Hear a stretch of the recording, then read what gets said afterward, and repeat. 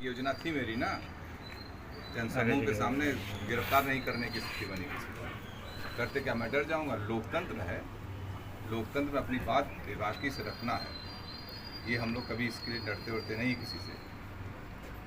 सब नाजायज उनकी पार्टी का भी देखिए, अमेठी बदले, बस्ती बदले, बनारस बदले, आजमगढ़ बदले, तमाम जिलों में बदल दिया उन्होंने टिकट। कहीं नहीं। ये बताइए हमें क्या गरज पड़ी? हमारी वजह से बसपा चर्चा में, मैं बसपा की वजह से चर्चा में। बसपा की और कोई सीट चर्चा में है? 80 सीट में 79 सीटों पर लड़, बता जी किसी सीट पर चर्चा हो बसपा की? नाजायज आरोप न लगाएं। यहाँ इसलिए लगा रहे हैं कि जनता को जवाब नहीं दे पाएंगे, इसलिए मेरे ऊपर आरोप लगा रहे हैं। क्या इसका मतलब टिकट काटा गया है? बिल्कुल काटा गया है। मुझे तो पहले से ही अनुमान था। मैंने अपनी पत्नी से कहा था कि अंत तक आपका टिकट बचा रह जाए, बहुत बड़ी उपलब्धि रहेगी। गलत हुआ, आहत हैं हमारी पत्नी। मुझे कोई बहुत ऐसा नहीं कि बहुत आश्चर्यजनक घटना है। मैं पहले भी 3 बार मेरे साथ ऐसी घटना घट चुकी है। मेरी पत्नी के लिए पहली घटना थी, श्री कला जी के लिए वो आहत थे। सारा ठीक रहा था कि दबाव में ये वो ऐसा। बहुजन समाज पार्टी मुझे बहुत कायदे से जानती है, और ख़ास तौर से बहुजन समाज पार्टी की जब सरकार रही, बहन जी जब मुख्यमंत्री रही 2002 में, तब भी मुझे 1 साल जेल रखा गया हम लोगों को। 10-12 मुकदमे ला दे के।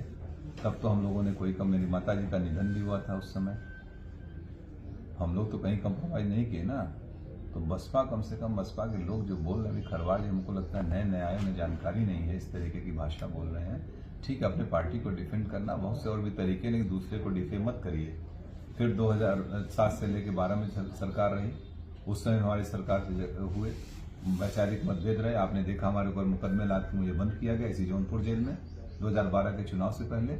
ये कह दिया गया कि धनंजय सिंह ने माफी मांग ली। हमने कहा ना कोई गलती किया ना कोई माफी मांगे। हमारी भारतीय परंपरा, अगर शरीर भी टच हो जाता है हम लोग कहते बेटा सॉरी यार, कोई इसकी क्षमा मांग लेते हैं। एक अफवाह और, लेकिन जब तक गलती नहीं होती तब तक कोई वो नहीं होता है। और लोकतंत्र के सब जुमले नहीं, तब भी हम लोग उसको किए थे। और हमारे, आपको ख्याल होगा 2011 में मुझे जौनपुर आने से रोका गया, धारा 144 लगाई गई थी।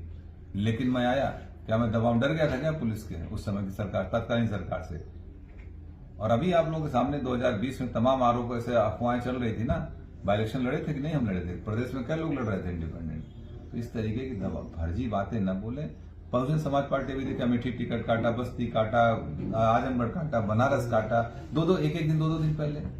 तो ये इनका हो सकता है कोई इनकी कार्यशैली हो, कोई अपना हो। तो आप अपना काम करिए, जो करना है ठीक है, लेकिन लोगों को गुमराह मत करिए। 2024 के लिए क्या बचा है? अभी निर्णय होंगे 2-3 दिन में लोगों के साथ बैठ के। जो हमारे तमाम पुराने साथी हैं, बहुत बड़े बड़े सब सहयोगी हैं, जो हमारे ब्लॉक के हैं, ब्लॉक प्रमुख, पूर्व ब्लॉक प्रमुख, बहुत से जिला पंचायत सदस्य हमारे हैं, पुराने साथी, सब लोग बैठ के एक निर्णय लेंगे। तय किया जाएगा, जो उचित होगा वही। झुकाव है कि जब तक हम लोगों के राय मशवरा नहीं कर लेंगे तब तक कोई निर्णय नहीं लेंगे। करेंगे बगैर हम लोगों के सहमति, जिसको हम लोग चाहेंगे वही यहाँ से सांसद जाएगा, ये भी तय है। इसके अलावा नहीं, किसी से कोई वार्ता नहीं।